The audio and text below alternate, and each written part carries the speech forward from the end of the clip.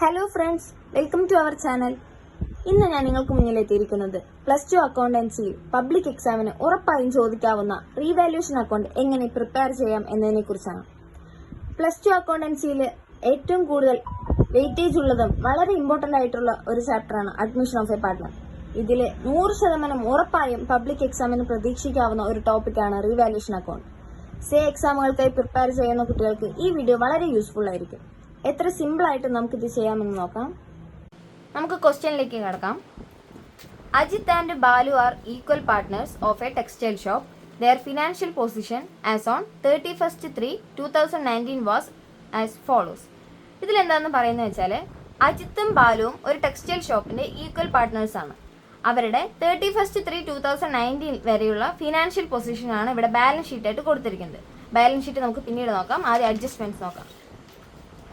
On 1/4/2019, Akhil was admitted as a new partner for 1/3 share of profit. The following terms were also agreed upon by the partners. Akhil പറഞ്ഞ വ്യക്തി admit ആയതിനു ശേഷമുള്ള changes ആണ് ഇതിൽ പറഞ്ഞിട്ടുള്ളത്. Akhil brought ₹1,50,000 as his capital and 50,000 as his share of goodwill in cash. Stock to be revalued at ₹30,000 and building at ₹2 lakh. A provision for doubtful debt is to be created at 5% on the debtors. The unrecorded investment of ₹3,000 to be taken into account.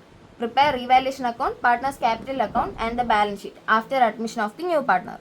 ഇതിൽ പറഞ്ഞിട്ടുള്ളത് അഖിൽ എന്ന വ്യക്തി പുതിയതായിട്ട് വരുന്ന സമയത്ത് 1,50,000 രൂപ ക്യാപിറ്റലായിട്ട് കൊണ്ടുവരികയും 50,000 അയാളുടെ ഗുഡ് വില്ല് ക്യാഷ് ആയിട്ട് കൊണ്ടുവരികയും ആണ് ചെയ്തിട്ടുള്ളത്. പിന്നെ നമുക്ക് സ്റ്റോക്ക് റീവാല്യൂ ചെയ്തിട്ടുണ്ട് 30,000, ബിൽഡിംഗ് 2,00,000. ഇതൊക്കെ പുതിയ എമൗണ്ട് ആയിട്ട് റീവാല്യൂ ചെയ്തിരിക്കുകയാണ്.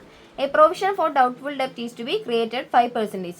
ഡെപ്റ്റേഴ്സിൻ്റെ നിന്ന് പ്രൊവിഷൻ 5%. അതായത് ഡെപ്റ്റേഴ്സ് വെച്ചാൽ നമുക്ക് അവരുടെ കയ്യിൽ നിന്ന് എമൗണ്ട് കിട്ടും കിട്ടില്ല എന്ന രീതിയിൽ പറയുന്നതാണ് ഈ പ്രൊവിഷൻ. ഈ അക്കൗണ്ടിൽ പ്രിൻസിപ്പിൾ പ്രകാരം നമ്മൾ റീവാല്യൂഷൻ അക്കൗണ്ടിൽ ഇത് കിട്ടില്ല എന്ന രീതിയിലാണ് പറയുക. പിന്നെ നോക്കൂ, unrecorded investment 3,000 to be taken in to account. അത് അൺറെക്കോർഡ് ചെയ്തിരിക്കുകയാണ്. അപ്പോൾ നമ്മളത് റീവാല്യൂഷനിൽ കൊടുക്കണം. ഇതാണ് ഇതിൽ തന്നിട്ടുള്ള അഡ്ജസ്റ്റ്മെന്റ്.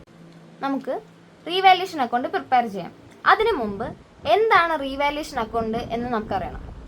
ഒരു ഫേമിൽ പാർട്ട്നേഴ്സ് തമ്മിൽ ബിസിനസ് നടത്തുന്ന സമയത്ത് അവരുടെ അസറ്റ്സും ലയബിലിറ്റീസിന്റെയും വാല്യൂ റീവാല്യൂ ചെയ്യുന്ന സമയത്ത് ഒരുപാട് മാറ്റങ്ങൾ സംഭവിക്കും. അപ്പോൾ പ്രോഫിറ്റും സംഭവിക്കും, അതുപോലെ തന്നെ ലോസും സംഭവിക്കും. ഈ പ്രോഫിറ്റിനെയും ലോസിനെയും റെക്കോർഡ് ചെയ്യാനായിട്ട് നമ്മൾ പ്രിപ്പയർ ചെയ്യുന്ന അക്കൗണ്ടാണ് റീവാല്യൂഷൻ അക്കൗണ്ട്. അപ്പോൾ ഇവിടെ പ്രോഫിറ്റ് ഉണ്ടാകുന്ന സമയത്ത് നമ്മൾ റീവാല്യൂഷൻ്റെ ക്രെഡിറ്റ് സൈഡും അതുപോലെ തന്നെ ലോസ് ഉണ്ടാവുന്ന സമയത്ത് നമ്മൾ സ്വാഭാവികമായിട്ട് ഡെബിറ്റ് സൈഡുമാണ് കൊടുക്കാറ്. ഇങ്ങനെയാണ് റീവാല്യൂഷൻ അക്കൗണ്ടിൻ്റെ ഒരു ഫോർമാറ്റ് വരുന്നത്. Debit, credit, particulars amount. ഒന്നും അറിയാത്ത കുട്ടിക്ക് പോലും എക്സാമിന് ഈ ഒരു ഫോർമാറ്റ് വരച്ച് വെച്ചാൽ 1 മാർക്കെങ്കിലും മിനിമം അവർ തരും. അപ്പോൾ ഇത് തെറ്റുകൂടാതെ വരയ്ക്കാൻ ശ്രമിക്കുക. നമുക്കിനി ക്വസ്റ്റ്യൻ നോക്കാം. അഡ്ജസ്റ്റ്മെന്റ്സിൽ റീവാല്യൂ ചെയ്തിട്ടുള്ള എമൗണ്ടുകളാണ് കൊടുത്തിട്ടുള്ളത്. നമുക്കത് ചെയ്ത് നോക്കാം. Stock to be revalued at 30,000. നമുക്ക് ബാലൻസ് ഷീറ്റിൽ സ്റ്റോക്ക് നോക്കാം. ബാലൻസ് ഷീറ്റിൽ തന്നിട്ടുള്ളത് 40,000 ആണ്. 40,000 റീവാല്യൂ ചെയ്തപ്പോൾ 30,000 കുറഞ്ഞു. അപ്പോൾ ഇവിടെ എന്താണ്, ലോസ് ആണ് സംഭവിച്ചിരിക്കുന്നത്. അപ്പോൾ നമ്മൾ സ്റ്റോക്ക് ഡെബിറ്റ് സൈഡ് കൊടുക്കും. നമ്മൾ പറഞ്ഞ ലോസ് സംഭവിക്കുമ്പോൾ ഡെബിറ്റിലാണ് കൊടുക്കുക. അപ്പോൾ സ്റ്റോക്ക് എത്രയാണോ കുറഞ്ഞത്, 40,000 30,000 കുറഞ്ഞു. അപ്പോൾ നമ്മൾ 10,000 എമൗണ്ട് കൊടുക്കുന്നു. Building at ₹2,00,000. ബാലൻസ് ഷീറ്റിൽ ബിൽഡിങ്സ് 1,50,000 ആണ്. 2,00,000 കൂടുകയാണ് ചെയ്തിട്ടുള്ളത്. നമ്മൾ പറഞ്ഞാൽ നമുക്ക് പ്രോഫിറ്റ് ഉണ്ടാകുമ്പോൾ നമ്മളത് ക്രെഡിറ്റ് സൈഡാണ് കൊടുക്കുകയെന്ന്. അപ്പോൾ നമ്മൾ ബിൽഡിംഗ് എന്ന് പറഞ്ഞിട്ട് ക്രെഡിറ്റ് സൈഡിൽ കൊടുക്കുകയാണ്. 1,50,000 2,00,000 കൂടുകയാണ് ചെയ്തിട്ടുള്ളത്. അപ്പോൾ നമ്മൾ 50,000 ആണ് കൂടിയ എമൗണ്ട് ആണ് ഇവിടെ കൊടുക്കുന്നത്. പിന്നെ അടുത്തത്, എ പ്രൊവിഷൻ ഫോർ ഡൗട്ട്ഫുൾ ഡെപ്റ്റ് is to be created at 5% on the debtors. ഡെപ്റ്റേഴ്സിൻ്റെ ഇന്ന് 5% പ്രൊവിഷൻ ആകുകയാണ്. ഡെപ്റ്റേഴ്സിൻ്റെ എമൗണ്ട് നോക്കൂ, 60,000 ആണ്. നമ്മൾ പറഞ്ഞു പ്രൊവിഷൻ എന്ന് പറയുന്നത് നമുക്ക് കിട്ടും കിട്ടില്ല എന്ന് ഉറപ്പില്ലാത്തൊരു എമൗണ്ട് ആണ്. അപ്പോൾ നമ്മളിവിടെ എന്തായാലും കിട്ടില്ല എന്ന രീതിയിൽ പറയുന്നത് കൊണ്ട് ലോസ് തന്നെയായിരിക്കും നമുക്ക് സംഭവിക്കാം. കിട്ടില്ലല്ലോ നമുക്ക് ഒരിക്കലും. അതുകൊണ്ട് നമ്മളത് ഇവിടെ പ്രൊവിഷൻ എന്ന് പറഞ്ഞിട്ട് 60,000-ന്റെ 5% കാണുന്നു.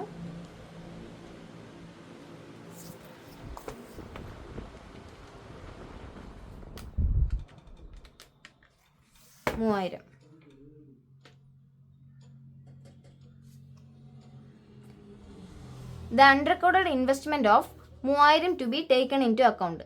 ഈ ഒരു ഇൻവെസ്റ്റ്മെൻറ്റ് നമ്മൾ റെക്കോർഡ് ചെയ്തിട്ടില്ല, അതുകൊണ്ട് നമ്മൾ ഇവിടെ എന്തായാലും റെക്കോർഡ് ചെയ്യണം. ഇൻവെസ്റ്റ്മെൻറ്റ് വെച്ചെന്താണ് നിക്ഷേപം, അത് നമുക്ക് പ്രോഫിറ്റ് തന്നെ ആയതുകൊണ്ട് നമ്മളത് ക്രെഡിറ്റ് സൈഡ് കൊടുക്കുന്നു. ഇൻവെസ്റ്റ്മെൻറ്റ് 3000.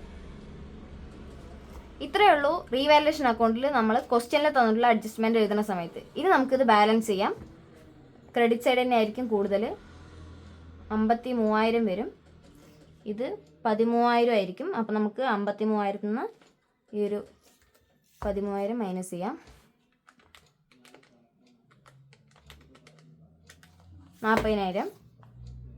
ഇനി നമ്മൾ ശ്രദ്ധിക്കേണ്ട കാര്യം എന്താണെന്ന് വെച്ചാൽ, ഈ 40,000-ന് ഓൾഡ് പാർട്ട്നേഴ്സിന് അവരുടെ ഓൾഡ് റേഷ്യോയിൽ വീതിച്ചു കൊടുക്കണം. ഇതിൽ പറഞ്ഞിട്ടുള്ളത് ഈക്വൽ പാർട്ട്നേഴ്സ് എന്നാണ്. അപ്പോൾ അവരുടെ റേഷ്യോ വരുന്നത് 1:1 ആയിരിക്കും.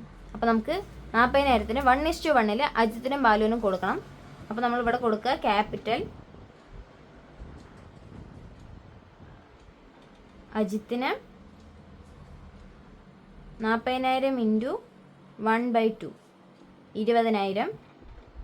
അതേപോലെ തന്നെയാണ് ബാലുവിനും 40,000 ഇൻറ്റു 1/2 20,000. അപ്പോൾ ഇത്രയേ ഉള്ളൂ റീവാലുവേഷൻ അക്കൗണ്ട്. ഇത് ഞാൻ ആദ്യം പറഞ്ഞ പോലെ ഒന്നും അറിയാത്തവർ ജസ്റ്റ് ഒരു ഫോർമാറ്റ് കൊടുത്താൽ കൂടി 1 മാർക്ക് നമുക്ക് വാങ്ങാനായിട്ട് സാധിക്കും. ഇനി നമുക്ക് റീവാലുവേഷൻ അക്കൗണ്ടിൽ ചെയ്യാനുള്ളതാണ് പാർട്ട്നേഴ്സ് ക്യാപിറ്റൽ അക്കൗണ്ട്. അപ്പം ഞാൻ റീവാലുവേഷൻ അക്കൗണ്ടിൽ പറഞ്ഞ പോലെ ഇതും ഫോർമാറ്റ് ഇങ്ങനെയാണ്. ഡെബിറ്റ് ക്രെഡിറ്റ്, നമ്മൾ എത്ര പാർട്ട്നേഴ്സ് ഉണ്ടോ അവരുടെ എല്ലാം പേര് കൊടുക്കണം. പെർട്ടിക്കുലേഴ്സ് പേര് അങ്ങനെ കൊടുത്തിട്ടാണ് ഇത് ചെയ്യാറ്. അപ്പോൾ നമുക്ക് ഫസ്റ്റ് ഇതിൽ ചെയ്യേണ്ടത് പാർട്ട്നേഴ്സ് കൊണ്ടുവന്നിട്ടുള്ള ക്യാപിറ്റലാണ് ക്യാപിറ്റൽ അക്കൗണ്ടിൽ കൊടുക്കേണ്ടത്. അപ്പോൾ നമ്മളത് ക്രെഡിറ്റ് സൈഡിൽ ബാലൻസ് ബ്രോഡ് ഓൺ എന്ന് പറഞ്ഞിട്ടാണ് കൊടുക്കുക. അവരുടെ ബാലൻസ് ഷീറ്റിൽ നോക്കൂ, ലൈബിലിറ്റി സൈഡിൽ ക്യാപിറ്റൽ വേണ്ടി കൊടുത്തിട്ടുണ്ട്. അപ്പം നമ്മളത് എടുത്ത് എഴുതുക. 1,80,000 അജിത്തും 1,50,000 ബാലുവും കൊണ്ടുവന്നു. ഇനി അഖിൽ പറഞ്ഞ ആൾ അഡ്മിറ്റ് ചെയ്യുന്ന സമയത്ത് നമ്മൾ അഡ്ജസ്റ്റ്മെൻറ്റിൽ പറഞ്ഞിട്ടുണ്ട് ബ്രോഡ് 1,50,000 മെസ്സേജ് ക്യാപിറ്റൽ എന്ന് പറഞ്ഞിട്ടുണ്ട്. അപ്പം നമ്മൾ ഒരിക്കലും ഇവിടെ നമ്മൾ കൊടുക്കുക ക്യാഷ് എന്ന് പറഞ്ഞിട്ടായിരിക്കും കൊടുക്കുക. ക്യാഷ് 1,50,000. ഇനി നമുക്ക് ശ്രദ്ധിക്കേണ്ട മറ്റൊരു കാര്യമാണ് അവർ കൊണ്ടുവന്നിട്ടുള്ള ഗുഡ് വില്ല്. 50,000 message share of good will in cash. Cash ആയിട്ട് 50,000 രൂപ കൊണ്ടുവന്നത് നമ്മൾ ഓൾഡ് പാർട്ട്നേഴ്സിന് അവൻ്റെ ഓൾഡ് റേഷ്യോയിൽ കൊടുക്കണം. അങ്ങനെ കൊടുക്കുന്ന സമയത്ത് നമ്മൾ അതും ക്യാഷ് എന്ന് പറഞ്ഞിട്ടാണ് കൊടുക്കുക. നമുക്ക് അറിയാൻ വേണ്ടിയിട്ട് ജസ്റ്റ് ബ്രാക്കറ്റിൽ ഗുഡ് വില്ല് എന്ന് എഴുതാം. 50,000 1:1 കൊടുക്കുമ്പോൾ 25,000 അപ്പുറത്തെ സൈഡും അതുപോലെ 25,000 വരുന്നു. പിന്നെ നമുക്ക് റീവാലുവേഷൻ അക്കൗണ്ടിൽ നമുക്ക് കിട്ടിയിട്ടുള്ള പാർട്ട്നേഴ്സിൻ്റെ എമൗണ്ട് ഇതിൽ കൊടുക്കണം. അത് റീവാലുവേഷൻ പറഞ്ഞിട്ട് തന്നെ കൊടുക്കണം. കാരണം ഇത് റീവാലുവേഷൻ അക്കൗണ്ടിൽ പ്രോഫിറ്റാണ് ഉണ്ടായിട്ടുള്ളത്. അതുകൊണ്ട് നമ്മളത് ക്യാപിറ്റൽ അക്കൗണ്ടിൻ്റെ ക്രെഡിറ്റ് സൈഡിൽ കൊടുക്കുകയാണ്. 20,000. നമുക്കിവിടെ ഡെബിറ്റ് സൈഡിൽ കൊടുക്കാൻ ഒന്നും തന്നെ ഇല്ല. അപ്പോൾ നമുക്കിത് നേരെ ബാലൻസ് ചെയ്യാം. അജിത്ത് ബാലു അഖിൽ അവരുടെ ടോട്ടൽ കണ്ടിട്ട് ചെയ്യാം.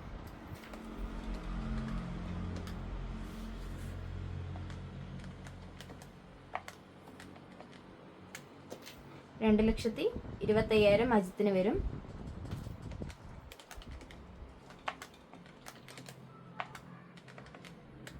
ഇവിടെ 1,90,000. ഇവിടെ 1,50,000 തന്നെയാണ്. ബാലൻസ് ചെയ്യുന്ന സമയത്ത് നമ്മളിവിടെ ബാലൻസ് ക്യാരിഡ് ഓൺ വന്നിട്ട് ഡെബിറ്റ് സൈഡിൽ കൊടുക്കണം. ഒന്നും ചെയ്യാനില്ലാത്തതുകൊണ്ട് നമ്മൾ അതേ എമൗണ്ട് ഇവിടെ കൊടുക്കണം.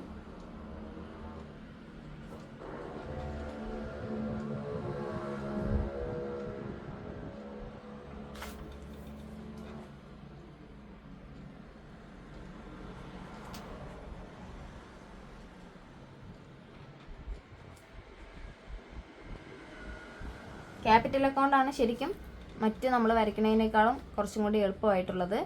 അപ്പോൾ ഇത് തെറ്റിക്കാണ്ട് നോക്കുക. നമ്മളതിന് ഗുഡ് വില്ല് ഷെയർ ചെയ്ത് കൊടുക്കണം. അതുപോലെ റീവാലുവേഷൻ അക്കൗണ്ടിൽ എമൗണ്ട് കൊടുക്കണം. അപ്പോൾ ഇത്രയൊക്കെയാണ് ക്യാപിറ്റൽ അക്കൗണ്ടിൽ നമ്മൾ കൊടുക്കുന്നത്.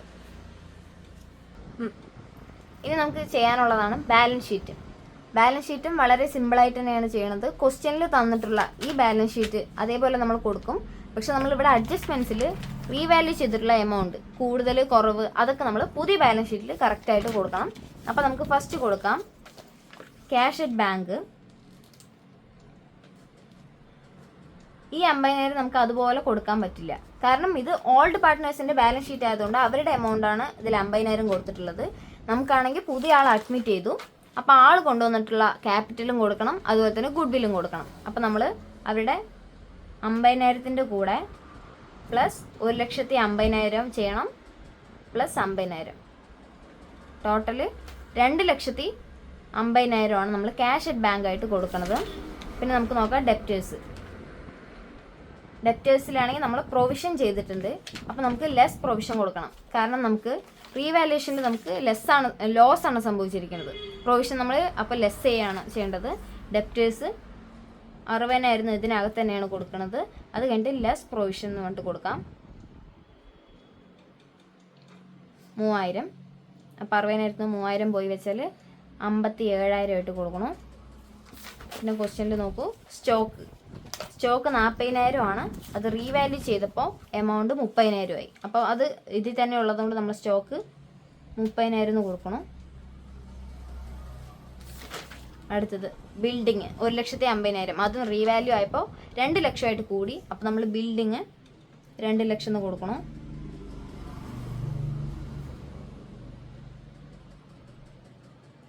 പിന്നെയുള്ളതാണ് ഫർണിച്ചർ 1,00,000. അതിലൊരു മാറ്റവും സംഭവിച്ചിട്ടില്ല, അപ്പോൾ നമ്മൾ അതേപോലെ എമൗണ്ട് കൊടുക്കണം. പിന്നെ നമ്മളിതിൽ ശ്രദ്ധിക്കേണ്ട ഒരു കാര്യം എന്താണെന്ന് വെച്ചാൽ അൺറെക്കോർഡഡ് ഇൻവെസ്റ്റ്മെൻറ്റ് 3,000 ഉണ്ട് നമുക്ക്. ഈ ഇൻവെസ്റ്റ്മെൻറ്റ് നമ്മൾ പ്രോഫിറ്റായിട്ട് റീവാലുവേഷനിൽ ക്രെഡിറ്റ്സ് ആയിട്ട് കൊടുത്തു. അത് അൺറെക്കോർഡാണ്. നമ്മൾ പുതിയ ബാലൻസ് ഷീറ്റ് ചെയ്യുമ്പോൾ അതിലും ഇൻവെസ്റ്റ്മെൻറ്റ് നമ്മുടെ അസറ്റ് ആയതുകൊണ്ട് കൊടുക്കണം, 3,000 കൊടുക്കണം. അപ്പോൾ ഇതൊക്കെയാണ് നമ്മൾ അസറ്റ് സൈഡിൽ വരുന്ന പുതിയ ബാലൻസ് ഷീറ്റിൽ വരുന്ന കാര്യങ്ങൾ. ഇനി നമുക്ക് ലയബിലിറ്റീസിൽ നോക്കാം. ക്രെഡിറ്റേഴ്സ് 60,000, അതിലൊന്നും ഒരു മാറ്റം സംഭവിച്ചിട്ടില്ല, അപ്പോൾ നമ്മൾ അതുപോലെ കൊടുക്കണം. പിന്നെ ബിൽസ് പേയബിൾ 10,000 കൊടുക്കുന്നു.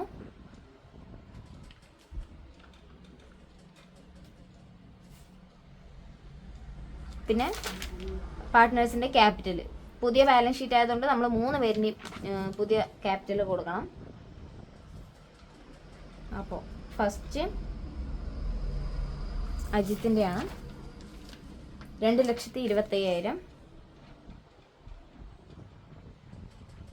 പിന്നെ ബാലു 1,95,000. മൂന്നാമത്തെ ആൾക്ക് അവർ കൊണ്ടുവന്ന എമൗണ്ട് തന്നെയാണ് 1,50,000.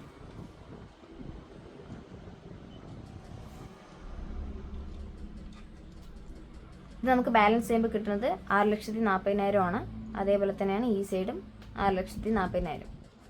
അപ്പോൾ ഇതാണ് നമ്മുടെ റീവാലുവേഷൻ അക്കൗണ്ട്. ഇപ്പം നിങ്ങൾക്കൊരു കാര്യം മനസ്സിലായിട്ടുണ്ടാവും, റീവാലുവേഷൻ അക്കൗണ്ട് എന്ന് പറയുന്നത് 3 പാർട്ടായിട്ട് നമ്മൾ ചെയ്തു. ആദ്യം revaluation account, capital account, balance sheet.